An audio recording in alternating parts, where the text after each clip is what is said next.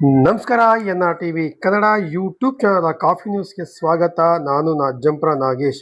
ರಾಜ್ಯಾದ್ಯಂತ ವಿದ್ಯುತ್ ಶಕ್ತಿ ಸರಬರಾಜು ಒಂದು ನಿಗಮದಿಂದ ಒಂದು ಖಾಸಗೀಕರಣವನ್ನು ಮಾಡುವುದನ್ನು ವಿರೋಧಿಸಿ ರಾಜ್ಯಾದ್ಯಂತ ಎಲ್ಲ ಒಂದು ಮೆಸ್ಕಾಂ, ಜೆಸ್ಕಾಂ, ಮಸ್ಕಾಂ ಇದರಲ್ಲಿ ವಿಭಾಗಗಳಲ್ಲಿ ಒಂದು ಪ್ರತಿಭಟನೆಯನ್ನ ಮಾಡ್ತಾರೆ. ಅಂದ್ರೆ ಖಾಸಗೀಕರಣ ವಿರೋಧವನ್ನು ಮಾಡುತ್ತಿರುವುದನ್ನು ವಿರೋಧಿಸಿ ಒಂದು ಖಾಸಗಿ ಎಲ್ಲಾ ಸಿಬ್ಬಂದಿ ವರ್ಗದವರು ಸಹ ಒಂದು ಪ್ರತಿಭಟನೆಯನ್ನ ಮಾಡ್ತಾ ಇರುವುದು ನಿಶ್ಚಿತದಲ್ಲಿ ಕಾಣ್ತಾ ಇದ್ದೇವೆ. ಅದೇ ರೀತಿ ಚಿಕ್ಕಮಗಳೂರು ಜಿಲ್ಲೆಯ ಅಜ್ಜಂಪುರ ತಾಲೂಕಿನ ಅಜ್ಜಂಪುರದ ಮೆಸ್ಕಾಂ ವಿಭಾಗ ಅನ್ನೋದರಲ್ಲಿ ಉಪವಿಭಾಗದಲ್ಲಿ ಒಂದು ಎಲ್ಲಾ ಸಿಬ್ಬಂದಿ ವರ್ಗದವರು ಸೇರಿ ಒಂದು ಪ್ರತಿಭಟನೆಯನ್ನ ಮಾಡ್ತಾ ಚಿತ್ರದಲ್ಲಿ ಕಾಣ್ತಾ ಇದ್ದೇವೆ. ಈ ಚಿತ್ರ ಇದು ಅಜ್ಜಂಪುರದ ಒಂದು ಮೆಸ್ಕಾಂ ವಿಭಾಗದಲ್ಲಿ ಕಂಡು ಬರ್ತಾ ಇರೋದು. ಇದರಲ್ಲಿ ಈ ಚಿತ್ರವನ್ನು ನೋಡ್ತಾ ಇದ್ದೇವೆ.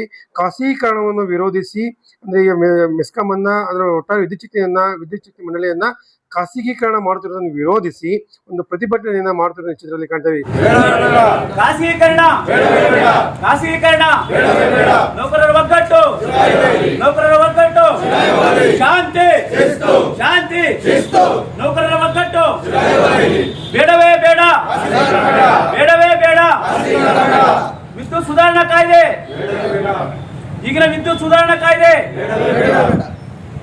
ನಾವು ಹಿಂದಿನ ಕಾಲದಿಂದಲೂ ಸಹ ಸಾರ್ವಜನಿಕರಿಗೆ ಉತ್ತಮವಾದ ಸೇವೆಯನ್ನು ನೀಡುತ್ತಾ ಬಂದಿದ್ದೇವೆ. ಮುಂದೆಯೂ ಸಹ ಉತ್ತಮ ಸೇವೆಯನ್ನು ನೀಡಲಿಕ್ಕೆ ನಾವು ಸದಾ ಸಿದ್ಧರಿದ್ದೇವೆ. ನೋಡಿ, ಈಗ ನಾವು ಒಂದು ಸ್ಟ್ರೈಕ್ ಅನ್ನು ಮಾಡೋದ್ರ ಮೂಲಕವಾಗಿ ಮತ್ತೆ ನಾವು ಪುನಃ ಒಂದು ಕಾರ್ಯರೂಪಕ್ಕೆ ಅಂದ್ರೆ ತಳ್ತಾ ಇದ್ದೇವೆ ಅಂತ ಹೇಳುವುದ್ರ ಮೂಲಕ AAA ಅಂತ ರಾಜಪ್ಪನವರು ತಿಳಿಸಿದ್ದಾರೆ. ನಾವು ಅಂದ್ರೆ ಸಾರ್ವಜನಿಕರಿಗೆ ಉತ್ತಮವಾದ ಸೇವೆಯನ್ನು ನೀಡುತ್ತೇವೆ. ಆದ್ದರಿಂದ ಇದು ವಿದ್ಯುತ್ ಶಕ್ತಿ ಮಂಡಳಿನ ಖಾಸಗೀಕರಣ ಮಾಡುವುದು ಬೇಡವೇ ಬೇಡ ಎಂದು ಒಂದು ಮನವಿಯನ್ನ ಮಾಡಿಕೊಂಡಿದ್ದಾರೆ. ಖಾಸಗೀಕರಣ ಕೊಡ್ತಕ್ಕಂಥ ಸಂದರ್ಭದಲ್ಲಿ ಈಗ ನಮ್ಮ ಟಾಟಾ ಪವರ್ ಕಾರ್ಪೊರೇಷನ್ ಅವರು ಅರ್ಜಿ ಸಲ್ಲಿಸಿದ್ದಾರೆ ಅಂತ ತಮ್ಮೆಲ್ಲರಿಗೂ ತಿಳಿದಿರ್ತಕ್ಕಂಥ ವಿಷಯ. ಇದನ್ನ ನಾವು ಎಲ್ಲರೂ ಒಕ್ಕರ್ಲಾಗಿ ನಾವು ವಿರೋಧಿಸ್ಲಿಕ್ಕೆ ಒಂದು ಕಾರಣ ಇದೆ. ಈಗ ನಮ್ದು ಕರ್ನಾಟಕ ವಿದ್ಯುತ್ ಶಕ್ತಿ ಕಾಯ್ದೆ, ಕರ್ನಾಟಕ ಎಲೆಕ್ಟ್ರಿಸಿಟಿ ಆಕ್ಟ್ 2003 ಪ್ರಕಾರ ಕರ್ನಾಟಕ ಎಲೆಕ್ಟ್ರಿಸಿಟಿ ರೆಗ್ಯುಲೇಟರಿ ಕಮಿಷನ್ ಅಂತ ಒಂದು ಫಾರ್ಮ್ ಆಗಿದೆ. ಆ ಎಲೆಕ್ಟ್ರಿಸಿಟಿ ರೆಗ್ಯುಲೇಟರಿ ಕಮಿಷನ್ ಏನು ರೂಲ್ಸ್ ಅಂಡ್ ರೆಗ್ಯುಲೇಷನ್ ಫ್ರೇಮ್ ಮಾಡಿದೆ ಅದೇ ವೇದವಾಕ್ಯ. ಈಗ ವಿಷಯಗಳಲ್ಲಿ ಯಾವುದೇ ಕೋರ್ಟ್ ಕೂಡ ಅಡ್ಡ ಬರಂಗಿಲ್ಲ, ಅಷ್ಟು ಕಠಿಣವಾದ ಕಾನೂನುಗಳನ್ನ ಅದ್ರಲ್ಲಿ ಅಳವಡಿಸಿದ್ದಾರೆ. ಆ ಕಾನೂನು ಪ್ರಕಾರನೇ ನಮ್ಗೆ ಏನಾಗಿದೆ, ಈಗ ನಾವು ಮೆಸ್ಕಾಂ ಆಗ್ಲಿ ಎಸ್ಕಾಂ ಆಗ್ಲಿ ಬೇರೆ ಯಾವ್ದೇ ಕಂಪನಿ ಆದ್ರೂ ಕೂಡ ನಾವು ಲೈಸೆನ್ಸೀಸ್ ಅಷ್ಟೇನೆ. ನಮಗೆ ಸರ್ಕಾರ ಒಂದು ಲೈಸೆನ್ಸ್ KERC ಒಂದು ಲೈಸೆನ್ಸ್ ಕೊಟ್ಟಿದೆ. ಲೈಕ್ ನಾವು ಒಂದು ವೆಹಿಕಲ್ ಡ್ರೈವ್ ಮಾಡ್ಲಿಕ್ಕೆ ಹೆಂಗ್ ಲೈಸೆನ್ಸ್ ಇದೆ ಆ ಟೈಪ್ ಒಂದು ಲೈಸೆನ್ಸ್ ಕೊಟ್ಟಿದೆ ಅಷ್ಟೇ. ಅದನ್ನ ಸರ್ಕಾರ ಅಧೀನದಲ್ಲಿ ಇಟ್ಕೊಂಡ್ಬಿಟ್ಟು ಲೈಸೆನ್ಸ್ ಕೊಟ್ಟಿದ್ದಾರೆ. ಈಗ ನಾವು ಅವ್ರ ವ್ಯಾಪ್ತಿನಲ್ಲಿ ಕೆಲಸ ಮಾಡ್ತಾ ಇದೀವಿ. ಸರ್ಕಾರ ರೂಲ್ಸ್ ಅಂಡ್ ರೆಗ್ಯುಲೇಷನ್ ಫ್ರೇಮ್ ಮಾಡ್ತಾ ಅದ್ರ ಪ್ರಕಾರ ನಾವು ಮಾಡ್ತಾ ಇದೀವಿ. ಈ ನಿಟ್ಟಿನಲ್ಲಿ ನಾವೆಲ್ಲ ಕೆಲಸ ಮಾಡುವಾಗ ಇದೊಂದು ಕಾಂಪಿಟೇಟಿವ್ ಫೀಲ್ಡ್ ಆಗ್ಬಿಡ್ತು. ಈಗ KERC ಪ್ರಕಾರನೇ ಕೂಡ ಬೇರೆ ಯಾರಾದ್ರೂ ಕೂಡ ಪ್ಯಾರಲಲ್ ಲೈಸೆನ್ಸಿ ಕೊಡಬಹುದು ಅಂತ ಬಂದಾಗ ಒಂದು ಕಾಂಪಿಟೇಷನ್ ಕ್ರಿಯೇಟ್ ಮಾಡ್ತಾರೆ. ಉದ್ದೇಶ ಏನು? ಗ್ರಾಹಕರಿಗೆ ಸಮರ್ಪಕವಾದ ವಿದ್ಯುತ್ ನೀಡಬೇಕು, ಒಳ್ಳೆಯ ಸವಲತ್ತುಗಳು ಸಿಗಬೇಕು ಅನ್ನೋದೇ ಉದ್ದೇಶ. ಇಲ್ಲಿ ಗ್ರಾಹಕರ ಒಂದು ಸೇವೆ ಏನಿದೆ ಅದು ಮುಖ್ಯವಾಗಿ ಬರ್ತಿದೆ. ಈ ನಿಟ್ಟಿನಲ್ಲಿ ನಾವೇನು ಆಗ್ಬಹುದು, ಈಗ KERC ಗೆ ಅವರು ಅಪ್ಲಿಕೇಶನ್ ನಮ್ದು ಅಬ್ಜೆಕ್ಷನ್ ಹೋಗುತ್ತೆ. ಅವಾಗ ಕೇಳ್ತಾರೆ ಯಾಕಪ್ಪ ಕೊಡಬಾರ್ದು ಅಂತಾರೆ.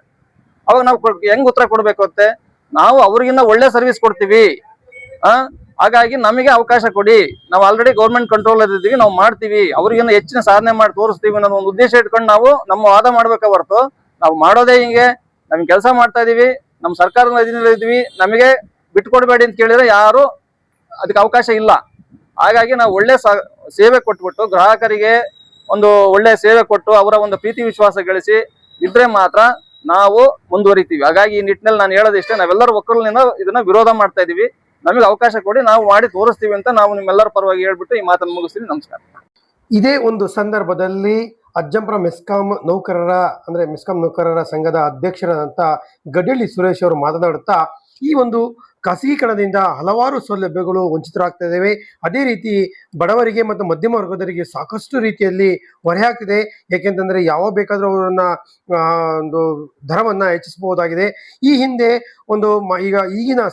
ಈಗಿನ ಮುಖ್ಯಮಂತ್ರಿಗಳಾದಂಥ DK ಶಿವಕುಮಾರ್ ಅವರು ಹಿಂದಿನ ದಿನಗಳಲ್ಲಿ ಇಂಧನ ಸಚಿವರಾಗಿದ್ರು. ನಮ್ಮ ನೌಕರರ ಸಂಘದ ಒಂದು ಸಭೆಯಲ್ಲಿ, ಒಂದು ಸಮಾವೇಶದಲ್ಲಿ ಯಾವುದೇ ಕಾರಣಕ್ಕೂ ಸಹ ನಾವು ಮೆಸ್ಕಾಂ ಇಲಾಖೆಯನ್ನ ಅಂದ್ರೆ ವಿದ್ಯುತ್ ಶಕ್ತಿ ಮಂಡಳಿಯನ್ನ ಯಾವುದೇ ಕಾರಣಕ್ಕೂ ಖಾಸಗೀಕರಣ ಮಾಡೋದಕ್ಕೆ ಬಿಡಲ್ಲ ಅಂತ ಒಂದು ವಾಗ್ವಾದನವನ್ನು ಮಾಡಿದ್ರು. ಅದರಂತೆ ಹಿಂದೆ ನಡೆದಿತ್ತು, ಅಂದ ಸಂದರ್ಭದಲ್ಲಿ ತಡೆದಿದ್ರು. ಈಗ ಅವರೇ ಸಹ ನಮ್ಮ ಮುಖ್ಯಮಂತ್ರಿಗಳಾಗಿ ಆಯ್ಕೆ ಆಗಿರೋದು ನಮ್ಮೆಲ್ಲರ ಒಂದು ಸಂತೋಷಕರ ವಿಚಾರ. ಈ ಸಂದರ್ಭದಲ್ಲಿ ಮಾನ್ಯ ಮುಖ್ಯಮಂತ್ರಿಗಳಾದ DK ಶಿವಕುಮಾರ್ ರವರು ಮಧ್ಯಸ್ಥಿಕೆ ಭಾಗವಹಿಸುವ ಮೂಲಕವಾಗಿ ಏನು ಒಂದು ವಿದ್ಯುತ್ ಶಕ್ತಿಯ ಮಂಡಳಿಯನ್ನ ಖಾಸಗೀಕರಣ ಮಾಡುವುದಕ್ಕೆ ಹೊರಟಿರೋದನ್ನ ದಯವಿಟ್ಟು ತಡೆಯಬೇಕು. ಈ ತಡೆದ ಆದಲ್ಲಿ ನಮ್ಮ ಎಲ್ಲಾ ನೌಕರರು ಸಹ ನಿಮ್ಗೆ ಆಭಾರಿಯಾಗಿರುತ್ತೇವೆ ಎಂದು ಈ ಮೂಲಕ ತಮ್ಮಲ್ಲಿ ಅವರ DK ಶಿವಕುಮಾರ್ ಅವರ ಮಾನ್ಯ ಮುಖ್ಯಮಂತ್ರಿಗಳಂತ DK ಶಿವಕುಮಾರ್ ಅವರಲ್ಲಿ ಒಂದು ಮನವಿಯನ್ನ ಸಹ ಮಾಡಿಕೊಂಡಿದ್ದಾರೆ. ಆಗ್ತಾರೆ. ಯಾವುದೇ ಫ್ರೀ ಸೌಲಭ್ಯ ಇರೋದಿಲ್ಲ. ಹಾಗೆ ಭಾಗ್ಯ ಜ್ಯೋತಿ, ಕುಟೀರ ಜ್ಯೋತಿ, ಆಮೇಲೆ ರಾಜೀವ್ ಗಾಂಧಿ ವಿದ್ಯುತ್ ಯೋಜನೆ ಅಡಿಯಲ್ಲಿ ಏನು ಫಲಾನುಭವಿಗಳು ಅದರಿಂದ ಉಪಕಾರ ಪಟ್ಕೊಂತಿದ್ದಾರೆ, ಅವರಿಗೆಲ್ಲ ಬಡ ವರ್ಗ ಮತ್ತು ಮಧ್ಯಮ ವರ್ಗದ ಜನರಿಗೆ ತುಂಬಾ ಅನಾನುಕೂಲ ಆಗ್ತದೆ. ಆದ್ದರಿಂದ ದಯಮಾಡಿ ಸರ್ಕಾರಕ್ಕೆ ನಾವು ಮನವಿ ಏನು ಕೇಳ್ಕೊಳ್ಳೋದು ಅಂದ್ರೆ, ಖಾಸಗೀಕರಣ ವಿರುದ್ಧ ನಮ್ಮ ಹೋರಾಟ. ಖಾಸಗೀಕರಣ ಬೇಡ. ಹಿಂದೆ ಏನು ಈಗ ಸರ್ಕಾರವೇ ಮುನ್ನಡೆಸಿತ್ತು ನಮ್ಮ ಇಲಾಖೆನ, ಅದೇ ರೀತಿ ಸರ್ಕಾರನೇ ಮುನ್ನಡೆಸಲಿ, ಖಾಸಗಿಯವರಿಗೆ ಬೇಡ. ನಾವು ಖಾಸಗೀಕರಣ ಆಗೋದ್ರಿಂದ ಎಲ್ಲ ನೌಕರರಿಗೆ, ಸಾರ್ವಜನಿಕರಿಗೆ, ರೈತರಿಗೆ, ಬಡ ಜನಗಳಿಗೆ ತೊಂದರೆ ಆಗುತ್ತೆ. ಆದ್ರಿಂದ ಸರ್ಕಾರ ಮುನ್ನಡೆಸಬೇಕು ಅಂತ ನಾವು ಈ ಮೂಲಕ ಸರ್ಕಾರಕ್ಕೆ ಮತ್ತು ನಮ್ಮ ಮಾನ್ಯ ಮುಖ್ಯಮಂತ್ರಿಗಳವರಿಗೆ ಮನವಿ ಮಾಡ್ತೀವಿ. ನಮ್ಮ ಸನ್ಮಾನ್ಯ ಮುಖ್ಯಮಂತ್ರಿಗಳಾದ ಡಿ ಕೆ ಶಿವಕುಮಾರ್ ಸಾಹೇಬ್ರು ಹಿಂದೆ ಏನು ಇಂಧನ ಸಚಿವರಾದಂತ ಸಂದರ್ಭದಲ್ಲಿ ಕೇಂದ್ರ ಸರ್ಕಾರ ಒಂದು ವಿದ್ಯುತ್ ಸುಧಾರಣಾ ಕಾಯ್ದೆಯನ್ನು ತಂದು ಅದು ಖಾಸಗೀಕರಣ ಮಾಡೋ ನಿಟ್ಟಿನಲ್ಲಿ ಪ್ರಯತ್ನ ಮಾಡಿದ್ರು. ಆ ಸಂದರ್ಭದಲ್ಲಿ ನಮ್ಮ ಇಂಧನ ಶಿವಕುಮಾರ್ ಸರ್, ಅಂದಿನ ಶಿವಕುಮಾರ್ ಸಾಹೇಬ್ರು ನಮ್ಮ ಏನು ನೌಕರ ಸಮಾವೇಶದಲ್ಲಿ ನಾವು ಯಾವುದೇ ಕಾರಣಕ್ಕೂ ಖಾಸಗೀಕರಣ ಬಿಡೋದಿಲ್ಲ ಅಂತ ಆ ಸಂದರ್ಭದಲ್ಲಿ ಒಂದು ಮಾತು ಹೇಳಿದ್ರು. ಈಗ ಅವರೇ ಮುಖ್ಯಮಂತ್ರಿಗಳಾಗಿ ಸರ್ಕಾರ ನಡೆಸ್ತಾ ಇದಾರೆ. ಹಾಗಾಗಿ ಅವರಿಗೆ ಮತ್ತೊಮ್ಮೆ ನಾವು ಮನವಿ ಮಾಡ್ಕೊಂತೀವಿ, ಯಾವುದೇ ಕಾರಣಕ್ಕೂ ಖಾಸಗೀಕರಣ ಬೇಡ ಅಂತ ಹೇಳ್ತಾ ನನ್ನ 2 ಮಾತು ಮುಗಿಸ್ತೀನಿ. ಜೈ ಹಿಂದ್, ಜೈ ಕರ್ನಾಟಕ ಮಾತೆ. ಅಜ್ಜಂಪುರದ ಒಂದು ಸಮುದಾಯ ಆರೋಗ್ಯ ಕೇಂದ್ರದ ವತಿಯಿಂದ ಎಲ್ಲ ಶಾಲೆ ಮತ್ತು ಅಂಗನವಾಡಿ ಮತ್ತು ಕಚೇರಿಗಳಲ್ಲಿ ಒಂದು ಸರ್ವೆ ಸಮೀಕ್ಷೆಯನ್ನ ಮಾಡುತ್ತಿರುವುದು ನಾವು ನೋಡ್ತಾ ಇದ್ದೀವಿ.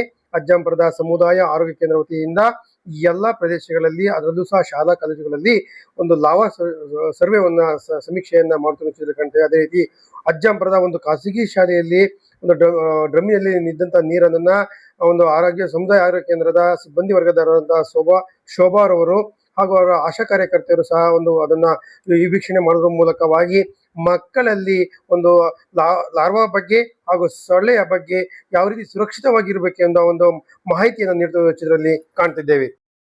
ಮಲೇರಿಯಾ ಕಾಯಿಲೆ ಹೇಗೆ ಹರಡುತ್ತೆ ಅಂತ ಗೊತ್ತಾ ನಿಮಗೆ? ಗೊತ್ತಿಲ್ಲಲ್ಲ. ಅದು ಒಂದು ಹೆಣ್ಣು ಸೊಳ್ಳೆ, ಅನಾಫಿಲಿಸ್ ಎಂಬ ಹೆಣ್ಣು ಸೊಳ್ಳೆಯಿಂದ ಒಬ್ಬರಿಂದ ಒಬ್ಬರಿಗೆ ಹರಡುತ್ತೆ. ಅದು ಎಲ್ಲಿ ವಾಸ ಮಾಡುತ್ತೆ ಅಂದರೆ ಕೊಳಚೆ ನೀರುಗಳಲ್ಲಿ ವಾಸ ಮಾಡುತ್ತೆ. ಗುಂಡಿಲಿ ಹೊರಗಡೆ ಎಲ್ಲ ಕೊಳಚೆ ನೀರು ಇರುತ್ತಲ್ಲ, ಚರಂಡಿ, ಗುಂಡಿ, ಅಲ್ಲೆಲ್ಲ ಆ ಸೊಳ್ಳೆ ವಾಸ ಮಾಡುತ್ತೆ. ಅದಕ್ಕೋಸ್ಕರ ಈ ಟೈಮಲ್ಲಿ ಯಾಕೆ ಇಟ್ಕೊಂಡಿದ್ದಾರೆ ಅಂದರೆ, ಜೂನ್ ತಿಂಗಳಲ್ಲಿ ಮಳೆ ಹೆಚ್ಚಿಗೆ ಬರೋದ್ರಿಂದ ಮಳೆಗಾಲದಲ್ಲಿ ಸೊಳ್ಳೆಯ ಸಂತಾನೋತ್ಪತ್ತಿ ಜಾಸ್ತಿ ಆಗುತ್ತೆ. ಹಾಗಾಗಿ ಮನೆ ಸುತ್ತಮುತ್ತ, ಶಾಲಾ ಸುತ್ತಮುತ್ತ ಎಲ್ಲ ಗುಂಡಿಗಳನ್ನು ಮುಚ್ಕೋಬೇಕು. ಮತ್ತೆ ಡೆಂಗ್ಯೂ ಚಿಕನ್ ಗುನ್ಯದ ಬಗ್ಗೆ ಗೊತ್ತಲ್ಲ, ಈಜಿಪ್ಟ್ ಎಂಬ ಸೊಳ್ಳೆಯಿಂದ ಡೆಂಗ್ಯೂ ಚಿಕನ್ ಗುನ್ಯ ಹರಡುತ್ತೆ ಒಬ್ಬರಿಂದ ಒಬ್ಬರಿಗೆ. ಅದು ಒಳ್ಳೆ ನೀರಿನಲ್ಲಿ ವಾಸವಾಗಿರುತ್ತೆ. ಒಳ್ಳೆ ನೀರು ಅಂದ್ರೆ ಮನೆಯಲ್ಲಿ ಶೇಖರಣೆ ಮಾಡಿಟ್ಟಿರ್ತೀವಲ್ಲ, ತೊಟ್ಟಿ, ಡ್ರಮ್ಮು, ಮತ್ತೆ ಬಳಸ ನೀರುಗಳಲ್ಲಿ ಸೊಳ್ಳೆಗಳು ಮೊಟ್ಟೆ ಇಟ್ಟು ಮೊಟ್ಟೆಯೆಲ್ಲ ಲಾರ್ವಾಗಳಾಗ್ತವೆ, ಹುಳಗಳಾಗಿ ಆ ಹುಳ ಎಲ್ಲ ಮತ್ತೆ ಸೊಳ್ಳೆಗಳಾಗ್ತವೆ. ಆ ಸೊಳ್ಳೆಗಳು 2026-27ನೇ ಸಾಲಿನ ಶೈಕ್ಷಣಿಕ ವರ್ಷ ಪ್ರಾರಂಭವಾಗಿದೆ. ಈ ಒಂದು ಪ್ರಾರಂಭದ ಹಿನ್ನೆಲೆಯಲ್ಲಿ ಎಲ್ಲ ಸಹ ಪೋಷಕರು ಸಹ ನಮ್ಮ ಮಕ್ಕಳು ಉತ್ತಮವಾಗಿ ಓದಬೇಕು, ಉತ್ತಮ ಶಾಲೆಯನ್ನು ಆಯ್ಕೆ ಮಾಡ್ಕೊಬೇಕು ಎಂಬ ನಿಟ್ಟಿನಲ್ಲಿ ಅವರದೇ ಆದ ರೀತಿಯಲ್ಲಿ ಒಂದು ಶಾಲೆಗಳನ್ನು ಆಯ್ಕೆ ಮಾಡಿಕೊಂಡು ತಮ್ಮ ಮಕ್ಕಳನ್ನ ದಾಖಲಾತಿ ಮಾಡ್ಕೊಂಡಿರ್ತಾರೆ. ಅದೇ ರೀತಿಯಲ್ಲಿ ಒಂದು ಶಾಲೆಗಳಲ್ಲಿ ಮಕ್ಕಳಿಗೆ ಪ್ರಾರಂಭವಾಗುವ ಅಂದರೆ LKG ಅಥವಾ 1ನೇ ತರಗತಿ ಬಂದಂತಹ ಮಕ್ಕಳಿಗೆ ಒಂದು ರೀತಿಯ ಬರವಣಿಗೆ ಮೂಲಕವಾಗಿ ಅಥವಾ ಅಕ್ಷರಾಭ್ಯಾಸವನ್ನು ಮಾಡುವ ಮೂಲಕವಾಗಿ ತನ್ನ ವಿದ್ಯಾಭ್ಯಾಸದ ಒಂದು ಹಾದಿಯನ್ನು ತುಳಿತಾನೆ ಎಂಬ ನಂಬಿಕೆ. ಇದರ ನಿಟ್ಟಿನಲ್ಲಿ ಹಲವಾರು ಶಾಲೆಗಳು ಅವರದೇ ಆದ ರೀತಿಯಲ್ಲಿ ಅವರದೇ ಆದ ಸಂಸ್ಕೃತಿಯನ್ನು ಇಟ್ಕೊಂಡು ಒಂದು ರೀತಿಯಲ್ಲಿ ಒಂದು ಅಕ್ಷರಾಭ್ಯಾಸವನ್ನ ಮಾಡಿಸ್ತಾ ಬಂದಿದ್ದಾರೆ. ಅಜ್ಜಂಪುರ ಪಟ್ಟಣದ ಶ್ರೀ ವಿದ್ಯಾ ಪಬ್ಲಿಕ್ ಶಾಲೆಯಲ್ಲಿ ಇಂದು ಶಾಲಾ ಆವರಣದಲ್ಲಿ LKG ಮತ್ತು 1ನೇ ತರಗತಿ ವಿದ್ಯಾರ್ಥಿಗಳಿಗೆ ಒಂದು ಅಕ್ಷರಾಭ್ಯಾಸವನ್ನು ಹಮ್ಮಿಕೊಳ್ಳುತ್ತೆ. ಈ ಅಕ್ಷರಾಭ್ಯಾಸವನ್ನು ವಿಭಿನ್ನವಾಗಿ ನಾವು ಮಾಡಿರುವ ಚಿತ್ರದಲ್ಲಿ ಕಾಣ್ತಿದ್ದೇವೆ. ಅಂದ್ರೆ ಮಕ್ಕಳ ಹಸ್ತವನ್ನ ಒಂದು ವೈಟ್ ಹಾಳೆಯಲ್ಲಿ ತಮ್ಮ ಹಸ್ತವನ್ನ ಅದ್ದುವುದರ ಮೂಲಕವಾಗಿ, ಪ್ರಿಂಟ್ ಅನ್ನು ಹೊಡೆಯುವ ಮೂಲಕವಾಗಿ ವಿಶೇಷ ರೀತಿಯಲ್ಲಿ ಒಂದು ಅಕ್ಷರಾಭ್ಯಾಸವನ್ನು ಮಾಡೋದ್ರ ಚಿತ್ರದಲ್ಲಿ ಕಾಣ್ತೇನೆ. ಅಂದ್ರೆ ವೈಟ್ ಹಾಳೆ ಹೇಗೆ ಒಂದು ಮೈಂಡ್ ಇರುತ್ತೋ ಅದೇ ರೀತಿಯಾಗಿ ನಮ್ಮ ಜೀವನ ಒಂದು ಕಲರ್ಫುಲ್ ಆಗಲಿ ಎಂಬ ಒಂದು ನಿಟ್ಟಿನಲ್ಲಿ ಅಜ್ಜಂಪುರದ ವಿದ್ಯಾ ಪಬ್ಲಿಕ್ ಶಾಲೆಯ LKG ಹಾಗೂ 1ನೇ ತರಗತಿ ವಿದ್ಯಾರ್ಥಿಗಳಿಗೆ ಒಂದು ಲಾಘವವನ್ನು ಮಾಡುವ ಮೂಲಕವಾಗಿ, ಅಂದ್ರೆ ಆ ಒಂದು ಪ್ರಿಂಟ್ ಅನ್ನು ಒತ್ತುವ ಮೂಲಕವಾಗಿ ವಿಶೇಷ ರೀತಿಯಲ್ಲಿ ಅಕ್ಷರಾಭ್ಯಾಸವನ್ನು ಮಾಡುವ ಚಿತ್ರದಲ್ಲಿ ಕಾಣ್ತಿದ್ದೇವೆ. ಈ ಒಂದು ಅಕ್ಷರಾಭ್ಯಾಸದಲ್ಲಿ ಶಾಲಾ ಶಿಕ್ಷಕ ವೃಂದರು ಸಹ ಸಾಥನ್ನು ನೀಡುತ್ತಿದ್ದಾರೆ. ಒಂದು ವೈಟ್ ಹಾಳೆಯಲ್ಲಿ ತಮ್ಮ ಹೆಸರನ್ನು ಬರೆದ್ಬಿಟ್ಟು ಅವ್ರ ಮಗುವಿನ ಹೆಸರನ್ನು ಬರೆದು ಅವರ ಒಂದು ಹಸ್ತವನ್ನ ರಾಗವನ್ನು ಮಾಡುವ ಮೂಲಕವಾಗಿ ಅಂದ್ರೆ ಪಿಂಟನ್ನು ಒತ್ತುವ ಮೂಲಕವಾಗಿ ಅಕ್ಷರಾಭ್ಯಾಸವನ್ನ ಪ್ರಾರಂಭ ಮಾಡುವ ಚಿತ್ರದಲ್ಲಿ ಕಾಣ್ತೇವೆ. ಅದೇ ರೀತಿಯಾಗಿ ಬಂದಂತ ಎಲ್ಲಾ LKG ವಿದ್ಯಾರ್ಥಿಗಳಿಗೆ ಪುಷ್ಪವನ್ನ ಗುಚ್ಛವನ್ನ ನೀಡುವ ಮೂಲಕವಾಗಿ ಸ್ವಾಗತವನ್ನ ಕೋರಿದ ಚಿತ್ರದಲ್ಲಿ ಕಾಣ್ತಿದೀವಿ. ಅದೇ ರೀತಿಯಾಗಿ ಒಂದು ಹಸ್ತವನ್ನ ಒತ್ತಿದಂತಹ ವಿದ್ಯಾರ್ಥಿಗಳು ತಮ್ಮ ಖುಷಿಯಲ್ಲಿ ತಮ್ಮ ಕೈಗಳನ್ನ ಮೇಲೆತ್ತಿ ತೋರುತ್ತಿರುವ ಚಿತ್ರದಲ್ಲಿ ಕಾಣ್ತಿದ್ದೇವೆ. ಒಟ್ಟಾರೆಯಾಗಿ ಅಜ್ಜಂಪುರದ ವಿದ್ಯಾ ಪಬ್ಲಿಕ್ ಶಾಲೆಯಲ್ಲಿ ಇಂದು ವಿಶೇಷ ರೀತಿಯಲ್ಲಿ LKG ಮಕ್ಕಳಿಗೆ ವಿಶೇಷ ರೀತಿಯಲ್ಲಿ ಅಕ್ಷರಾಭ್ಯಾಸನ ಮಾಡಿರುವುದು ಕಂಡು ಬರ್ತಾ ಇದೆ. ವಿದ್ಯಾ ಪಬ್ಲಿಕ್ ಶಾಲೆ ಹಮ್ಮಿಕೊಂಡಂತಹ ಅಕ್ಷರಾಭ್ಯಾಸದಲ್ಲಿ ಭಾಗವಹಿಸಿದಂತ ಎಲ್ಲಾ ಒಂದು ಪುಟಾಣಿಗಳಿಗೂ ಸಹ ನಮ್ಮ ಕಡೆಯಿಂದ ಒಂದು ಹಾರೈಕೆ ಇದೆ. ಏಕಪ್ಪ ಅಂದ್ರೆ ಈ ಒಂದು ನಿಮ್ಮ ಮುಂದಿನ ವಿದ್ಯಾಭ್ಯಾಸ ಉಜ್ವಲವಾಗಿರಲಿ ಹಾಗೂ ದೇಶಕ್ಕೆ ಒಂದು ಮಾದರಿ ಆಗಿರಲಿ, ದೇಶಕ್ಕೆ ಕೊಡುಗೆ ನೀಡುವಂತಹ ಮಾದರಿ ಆಗಿರಲಿ. ಹಾಗೂ ಈ ಒಂದು ಅಕ್ಷರಾಭ್ಯಾಸದಲ್ಲಿ ಭಾಗವಹಿಸಿದಂತ ಗಳಿಗೆ ತುಂಬು ಹೃದಯದ ಅಭಿನಂದನೆಗಳು. ಹಾಗೂ ನೀವು ಹೆಚ್ಚು ಕೀರ್ತಿಯನ್ನು ತರುವುದರ ಮೂಲಕವಾಗಿ ಶಾಲೆಗೆ ಹಾಗೂ ತಂದೆ ತಾಯಿಗಳಿಗೆ ಹಾಗೆ ಊರಿಗೆ ಕೀರ್ತಿಯನ್ನು ತನ್ನಿ ಎಂದು ಹಾರೈಸೋಣ.